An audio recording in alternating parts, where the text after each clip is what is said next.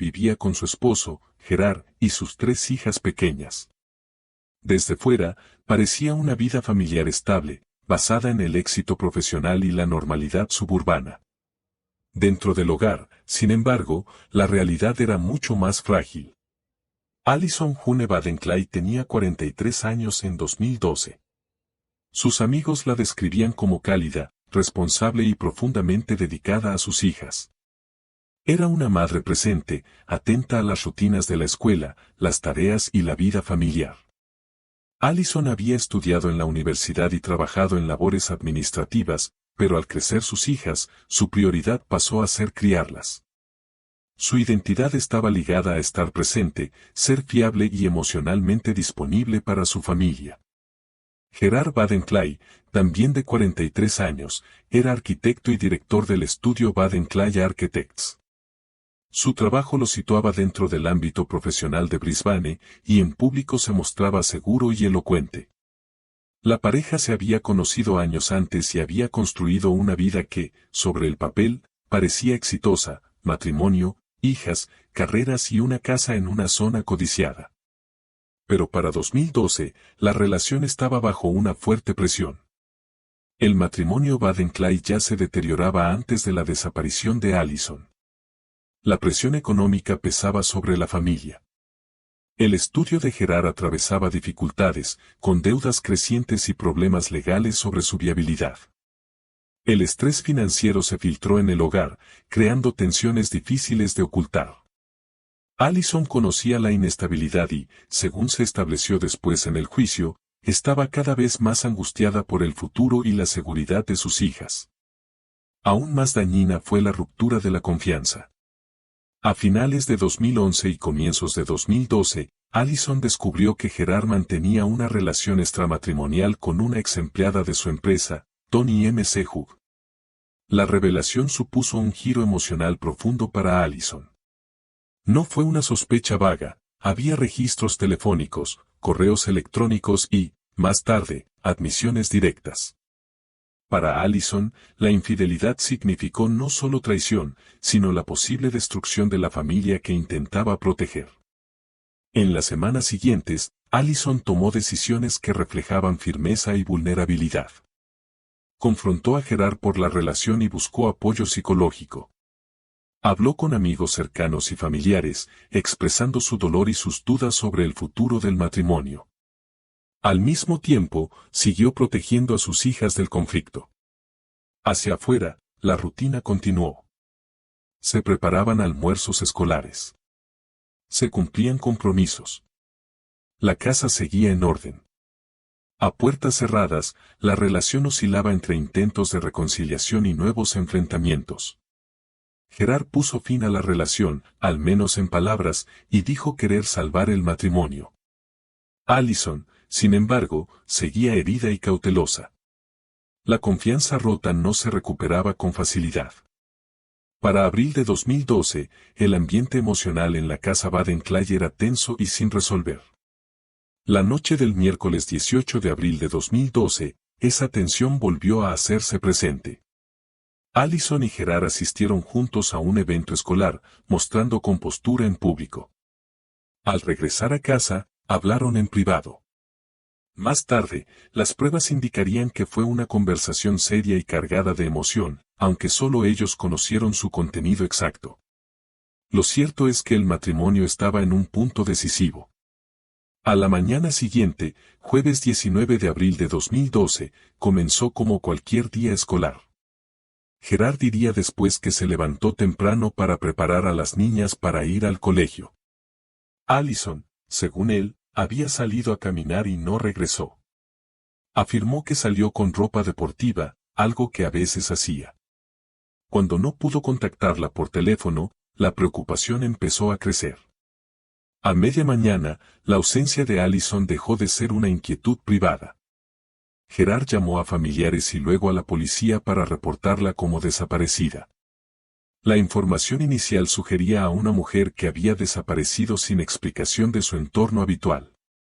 Su teléfono, llaves y objetos personales se volvieron detalles clave. Para quienes conocían bien a Allison, la idea de que se fuera sin contactar a sus hijas o seres queridos resultaba inquietante. Amigos y familiares reaccionaron con alarma. Allison era conocida por ser responsable y comunicativa, especialmente con respecto a sus hijas. No desaparecía sin motivo. Con el paso de las horas, la ansiedad aumentó. La policía inició las primeras averiguaciones, recorriendo la zona y hablando con vecinos. Brookfield, normalmente tranquilo, se convirtió en el centro de atención con patrullas circulando por sus calles. En esos primeros momentos, la historia estuvo marcada por la incertidumbre, no por acusaciones. Una madre estaba desaparecida. Una familia estaba en crisis. Las preguntas eran simples pero pesadas. ¿Dónde estaba Allison Baden-Clay y qué había ocurrido entre la noche anterior y la silenciosa mañana en que no volvió a casa? Pocos fuera de la familia sabían entonces la magnitud del conflicto emocional que Allison arrastraba en las semanas previas. La traición, el miedo económico y la tensión marital no la alejaron de su vida, la aferraron más a ella. Había hablado de proteger a sus hijas, de planear el futuro y de enfrentar los problemas, no huir. Mientras comenzaba la búsqueda, quienes amaban a Allison se aferraban a la esperanza de hallarla con vida. Al mismo tiempo, un temor silencioso flotaba en el ambiente. En un caso marcado por el silencio, las relaciones rotas y las preguntas sin respuesta, la desaparición de Allison Baden-Clay dio inicio a una de las investigaciones criminales más seguidas de Australia. La noche del miércoles 18 de abril de 2012 cayó en silencio sobre Brookfield.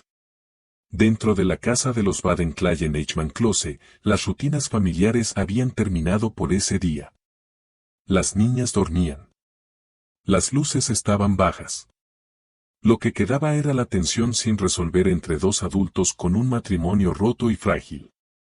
Esa misma noche, Allison y Gerard Baden-Clay habían asistido juntos a un evento escolar. Más tarde, testigos no recordarían nada fuera de lo común. Llegaron y se fueron como pareja, cordiales, manteniendo una apariencia de normalidad. Para Allison, la compostura pública ya era una práctica habitual. Para Gerard, era una actuación necesaria. Al volver a casa, esa máscara dejó de ser necesaria. En algún momento más tarde, Allison y Gerard quedaron solos en la planta baja. Las pruebas posteriores establecerían que hubo una confrontación en o cerca del área de lavandería. No fue una charla casual. Fue emocional, cargada de los problemas sin resolver acumulados por meses, la infidelidad, la pérdida de confianza y el futuro del matrimonio. Allison había sido clara con sus amigos, ya no aceptaría mentiras. Había llegado el momento de decidir. Lo que ocurrió después fue rápido y violento. Durante la confrontación, Allison sufrió lesiones graves. Los moretones encontrados después indicaban una lucha física. Había señales de que intentó defenderse. Un profundo corte en la frente sería una de las lesiones más reveladoras, compatible con un golpe fuerte contra una superficie dura. No fue una caída accidental. Fue un acto deliberado de violencia. La lucha no ocurrió en silencio. Dentro de la casa, los objetos fueron alterados. Hubo sangre. Los peritajes posteriores mostraron intentos de limpiar la escena, aunque no se eliminaron todas las pruebas. Las lesiones indicaban que Allison estaba viva durante el ataque, consciente del peligro. La violencia fue cercana, personal y prolongada, causando múltiples traumas. En algún punto del ataque, Allison perdió el conocimiento. La causa de muerte se determinó luego como traumatismo contundente combinado con asfixia. La secuencia indicaba que quedó incapacitada y luego se le impidió respirar. El ataque no terminó con un solo golpe, terminó cuando su cuerpo no pudo resistir más. Tras la muerte de Allison, la casa volvió a una quietud engañosa. Las niñas seguían dormidas arriba, sin saber que su madre yacía muerta abajo. Lo que siguió no fue pánico visible, sino un esfuerzo calculado por ocultar lo ocurrido. El cuerpo de Allison fue sacado de la casa en las primeras horas del jueves 19 de abril de 2012. fue envuelto y trasladado fuera del hogar familiar. Esto requirió planificación y esfuerzo físico. También exigió separar la realidad emocional de los pasos prácticos para ocultarla. Su cuerpo fue llevado al oeste de Brisbane, lejos del suburbio donde vivía, a una zona cercana a Colo Creek Road, en Colo, un área semirural y aislada. El lugar no fue al azar. Era accesible, apartado y poco visible. Allí, el cuerpo de Allison fue dejado en una pendiente junto al arroyo, parcialmente cubierto por vegetación. Tras abandonar el cuerpo, la persona responsable regresó a Brookfield. Antes del amanecer, se tomaron más medidas para aparentar que Allison simplemente había desaparecido. Los objetos que luego se notarían como ausentes formaban parte de esa historia creada. El objetivo no era solo borrar pruebas, sino imponer una versión de ausencia voluntaria. Con la llegada de la mañana, la casa empezó a despertar. Gerard diría después que se levantó temprano para preparar a las niñas para el colegio. Para entonces, Allison ya estaba muerta, su cuerpo a kilómetros de distancia. Las rutinas domésticas avanzaron en contraste con la violencia de la noche anterior. Se preparó el desayuno. Se vistieron los uniformes. Se abrieron las puertas. Cuando Allison no apareció, se ofreció una explicación. Había salido a caminar, dijo Gerard. Se había ido temprano. Era una versión basada en la idea de que Allison a veces hacía ejercicio sola. Pero para quienes la conocían bien, pronto resultó insuficiente. Con el paso de las horas, la ausencia fue imposible de justificar. Allison no respondía llamadas ni mensajes. No contactó a sus hijas. No regresó a casa. La preocupación se extendió a familiares y amigos. Cuando se avisó a la policía, la historia de una persona desaparecida ya estaba en marcha. En el lugar donde se dejó el cuerpo de Allison, la naturaleza empezó su trabajo silencioso. Era una zona remota, pero no inaccesible. Vehículos pasaban ocasionalmente por Colo Creek Road. Excursionistas y vecinos no eran raros en el área. El tiempo avanzó lento, en horas y días, mientras la verdad seguía oculta. Para Allison, los últimos momentos de su vida estuvieron marcados por miedo y resistencia. Las pruebas mostrarían después que luchó, que no se rindió en silencio. Sus heridas contaban la historia de una mujer que intentó sobrevivir, protegerse, incluso en el lugar donde debía estar más segura. La violencia que terminó con su vida no surgió de la nada.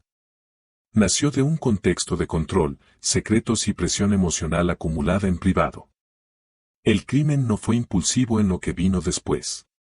Las acciones posteriores reflejaron un esfuerzo consciente por eludir la responsabilidad y sostener las apariencias. Cuando el sol se alzó por completo el 19 de abril de 2012, Allison Baden-Clay ya no estaba en su casa, ni en sus rutinas, ni en la vida de quienes la amaban. Lo que quedó fue una ausencia construida, una historia ofrecida al mundo que pronto empezaría a romperse. En los días siguientes, el lugar donde fue dejada Allison sería descubierto. La tranquila vegetación al oeste de Brisbane se convertiría en el sitio donde la desaparición tomó un giro mucho más oscuro. Pero esa primera mañana, la verdad seguía oculta, esperando ser revelada.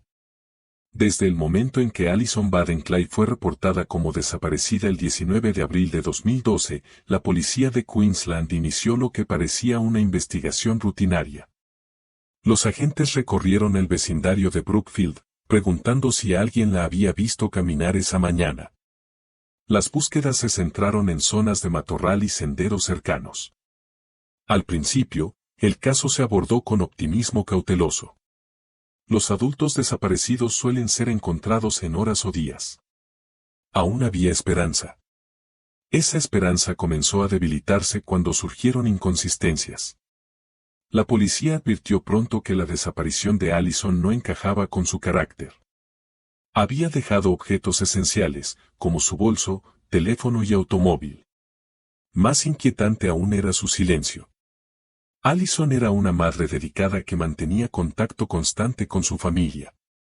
Los investigadores hablaron con parientes y amigos cercanos, todos coincidían, Allison no se habría ido sin avisar. Mientras crecía la atención mediática, Gerard Baden-Clay se convirtió en la cara pública de la búsqueda. Concedió entrevistas pidiendo el regreso de Allison, con tono calmado y medido. Describía a una esposa amorosa que salió a caminar y no volvió. Pero en privado, los detectives empezaban a dudar de esa versión. El 20 de abril, un día después de la desaparición, la policía amplió formalmente la investigación. Peritos forenses examinaron la casa de los Baden-Clay. Aunque nada evidente indicaba un crimen violento, surgieron señales sutiles. Se observaron marcas y rozaduras en la zona de lavandería. Había indicios de limpieza reciente, aunque no suficiente para borrar todas las pruebas. No eran prueba directa, pero cambiaron el enfoque del caso. Los detectives también analizaron de cerca el comportamiento de Gerard. Sus declaraciones eran detalladas, pero variaban levemente con el tiempo. Afirmó haber dormido esa noche, aunque no pudo explicar ciertos lapsos. Habló del estado emocional de Allison, diciendo que estaba alterada, pero eso no coincidía con lo que decían amigos y familiares. Con los días sin noticias, la búsqueda se amplió más allá de Brookfield. La policía desplegó equipos aéreos y terrestres en zonas boscosas y cursos de agua. Voluntarios se sumaron. Folletos con la imagen de Allison aparecieron por todo Brisbane. El caso dominó los titulares y la presión pública aumentó. Entonces, el 30 de abril de 2012, 11 días después de la desaparición, la investigación dio un giro decisivo. Un piragüista vio lo que parecía un cuerpo en la orilla de Colo Creek, a unos 20 kilómetros al oeste de la casa familiar. La policía fue avisada de inmediato. Al llegar, confirmaron que eran restos humanos. Registros dentales identificaron luego el cuerpo como el de Allison Baden-Clay. El hallazgo transformó el caso de la noche a la mañana. Lo que era una desaparición pasó a ser un homicidio. El estado del cuerpo reveló verdades clave. Pese a la exposición al entorno, los forenses hallaron lesiones propias de una agresión violenta. Moretones en brazos y torso indicaban lucha. Una herida grave en la cabeza señalaba traumatismo contundente. También había signos de asfixia. Las conclusiones descartaron accidente o suicidio. Allison había sido asesinada. El lugar del hallazgo generó preguntas inmediatas. Colo Creek no estaba cerca de rutas habituales de Allison. Llegar allí requería un traslado en vehículo. Esto contradijo la versión de que había salido a caminar. La atención volvió con fuerza a Gerard Baden-Clay. La policía reconstruyó sus movimientos durante la noche de la desaparición. Analizaron registros telefónicos, datos del vehículo y cámaras de tráfico. La actividad de su teléfono indicaba que estaba despierto cuando dijo dormir. Los datos mostraron desplazamiento hacia el oeste de Brisbane en la madrugada del 19 de abril, coincidiendo con la zona de Colo Creek. Las pruebas del vehículo fueron igual de contundentes. El auto de Gerard tenía rastros de sangre de Allison. La tierra y vegetación coincidían con el lugar donde se halló el cuerpo. Los forenses concluyeron que no podían haberse transferido por uso cotidiano.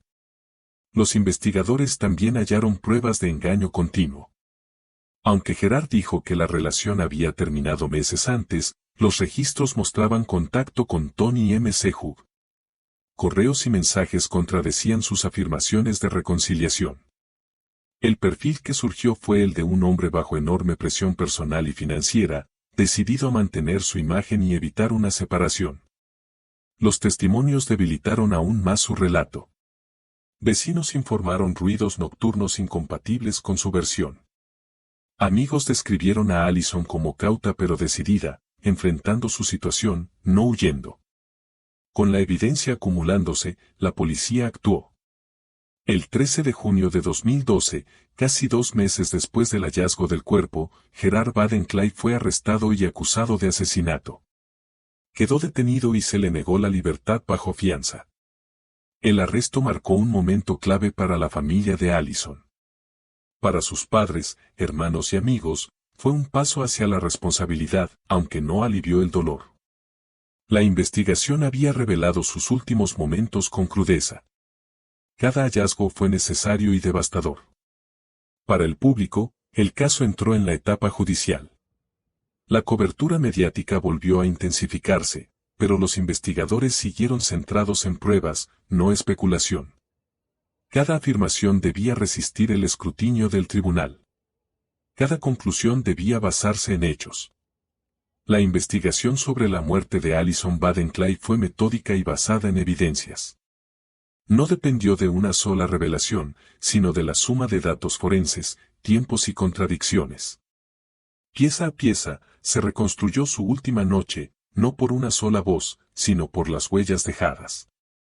Cuando el caso avanzó, los investigadores ya tenían pocas dudas sobre lo ocurrido. El reto restante era probarlo más allá de toda duda razonable, en un tribunal donde cada detalle sería examinado. El juicio contra Gerard Baden-Clay comenzó en el Tribunal Supremo de Queensland en junio de 2014, más de 2 años después de la muerte de Alison Baden-Clay. Para entonces, el caso se había convertido en uno de los procesos penales más seguidos de la historia australiana. El interés público era intenso, pero dentro de la sala el foco se redujo a pruebas, tiempos y el peso silencioso de una vida perdida. Gerard Baden-Clay se declaró no culpable del cargo de asesinato. La acusación no se basó en testigos directos, sino en una reconstrucción detallada apoyada en ciencia forense, datos digitales y pruebas circunstanciales. El argumento central fue claro: Alison murió durante una confrontación doméstica y Gerard intentó ocultar el crimen. Durante semanas, el jurado escuchó cómo se desarrollaron las últimas horas de Alison. Los fiscales expusieron el contexto emocional del matrimonio, presión económica, la relación extramarital y la determinación creciente de Alison por enfrentar su realidad. No se presentó como un ataque personal, sino como motivo, presiones que influyeron en las decisiones de la noche del 18 de abril de 2012. Expertos forenses declararon sobre las lesiones halladas en el cuerpo de Alison. Explicaron cómo los moretones, la herida en la cabeza y los signos de asfixia indicaban una lucha violenta e intencional. El jurado supo que Alison estaba viva durante el ataque y que intentó defenderse.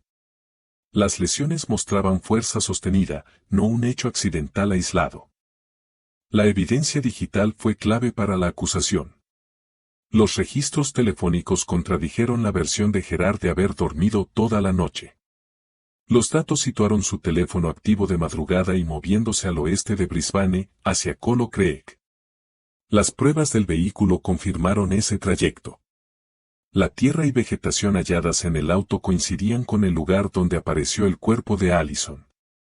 La fiscalía también destacó las mentiras reiteradas de Gerard. Mostró cómo sus declaraciones cambiaron, cómo minimizó la infidelidad y tergiversó el estado emocional de Alison. Estas inconsistencias, sostuvo la acusación, no fueron errores, sino intentos deliberados de engañar. La defensa respondió con explicaciones alternativas. Argumentó que las pruebas forenses eran circunstanciales y que el comportamiento de Gerard podía explicarse por pánico, no por culpa. Cuestionó los tiempos y la certeza de los expertos. Durante todo el juicio, Gerard mantuvo su inocencia, presentándose como un esposo devastado por la tragedia. Para el jurado, la tarea no era especular, sino valorar el conjunto de pruebas. El 15 de julio de 2014, tras días de deliberación, el jurado emitió un veredicto unánime. Gerard Baden-Clay fue declarado culpable de asesinato. La sala quedó en silencio al leerse la decisión. Para la familia de Alison, fue una validación dolorosa. La ley reconoció lo que sabían desde el hallazgo del cuerpo: Alison fue asesinada y el responsable respondió por ello. En la sentencia, el tribunal consideró la gravedad del delito y la traición implicada. Alison fue asesinada en su propia casa por quien debía protegerla. El juez describió el crimen como un grave acto de violencia doméstica, señalando la vulnerabilidad de Alison y el intento calculado de ocultar su muerte. Gerard Baden-Clay fue condenado a cadena perpetua, con un mínimo inicial de 15 años sin libertad condicional. El proceso legal, sin embargo, no terminó allí. En 2015, Gerard apeló la condena por asesinato. El Tribunal de Apelación de Queensland revisó el caso y, en una decisión polémica, redujo la condena a homicidio culposo, alegando dudas sobre la intención de matar. La pena fue ajustada. Para la familia de Allison, el fallo fue devastador. Expresaron públicamente que las pruebas respaldaban claramente el asesinato y advirtieron sobre el mensaje que se enviaba respecto a la violencia doméstica. El caso pasó entonces al tribunal más alto del país. En diciembre de 2016, el Tribunal Superior de Australia anuló el veredicto de homicidio culposo y restituyó la condena por asesinato. El alto tribunal sostuvo que la decisión original del jurado era razonable y estaba respaldada por las pruebas. Con ese fallo, terminó la incertidumbre legal. Gerard Baden-Clyde quedó definitivamente condenado por asesinato y cumpliría cadena perpetua. Para los padres de Allison, la decisión trajo cierto cierre, aunque no paz. Hablaron de Allison no como un caso titular, sino como hija, hermana y madre, cuya ausencia se sentía a diario. Su lucha ayudó a mantener el foco en Allison como persona, no solo como víctima. Con los años, el caso ha sido citado con frecuencia en debates sobre violencia doméstica en Australia. Mostró cómo vidas aparentemente normales pueden ocultar una profunda inestabilidad y cómo el control y el engaño pueden escalar hasta la violencia letal. También subrayó la importancia de la evidencia forense y de una investigación rigurosa en crímenes cometidos en privado. La historia de Allison Baden-Clyde no se define solo por su muerte. También se define por cómo vivió. Fue una mujer que afrontó la traición y la incertidumbre, protegiendo a sus hijas mientras enfrentaba un matrimonio en crisis. En sus últimos momentos, las pruebas muestran que resistió, luchó y no se rindió en silencio. El legado del caso reside en que la verdad se estableció mediante pruebas, no suposiciones. Reside en un sistema legal que, tras años de revisión, afirmó la responsabilidad por un acto deliberado de violencia. Y reside en la memoria de una mujer cuya vida importó mucho más allá de las circunstancias de su muerte. Allison Baden-Clyde no desapareció. Fue asesinada. Y gracias a la persistencia, la investigación y las voces que se negaron a olvidarla, su historia salió a la luz.